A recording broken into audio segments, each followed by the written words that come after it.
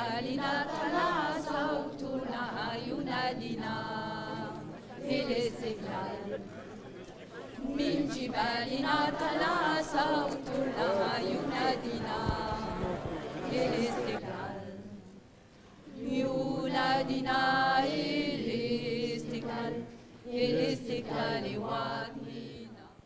Le soir du 17 octobre 1961, des dizaines de milliers d'Algériennes et d'Algériens de toutes générations, jeunes et moins jeunes, ont manifesté pacifiquement à Paris pour le droit à l'indépendance de l'Algérie et pour leur droit à l'égalité et à la dignité, contre un couvre-feu raciste qui leur était imposé.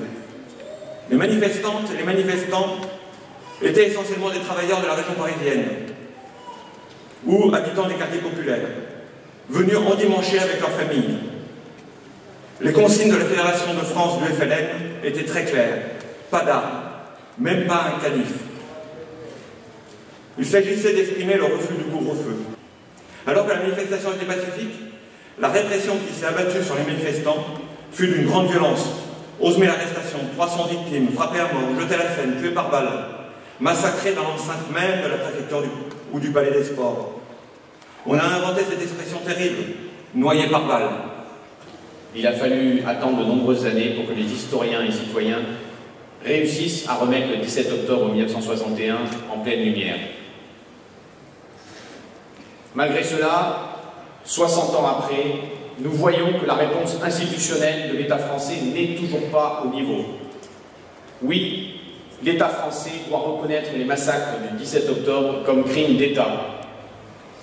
Oui, la France doit reconnaître pleinement sa responsabilité dans les massacres liés à la colonisation.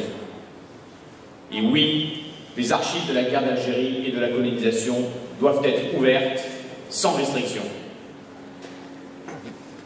À ceux qui, au plus haut sommet de l'État, voudraient nous faire croire que le silence effacerait les crimes et laverait les mains des bourreaux, à ceux qui voudraient nous faire croire que les victimes dérangent, à demander le droit de parler, à demander la justice, à cela, je veux dire non. Ce n'est pas aux victimes de se taire, jamais. C'est aux responsables de sortir enfin du silence, et c'est à la justice de les y contraindre s'ils refusent de rendre des comptes.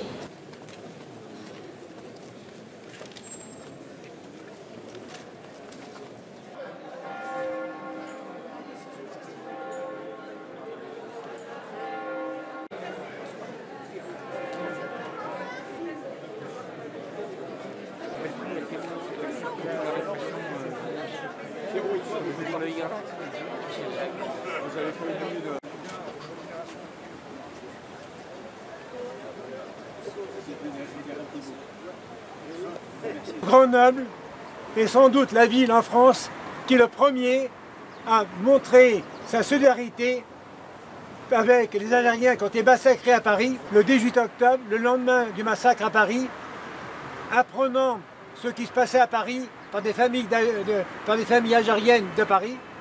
On s'est retrouvés à quelques-uns sur ce pont le 18 octobre 61, on était 7 ou 8, on a jeté des fleurs dans l'Isère.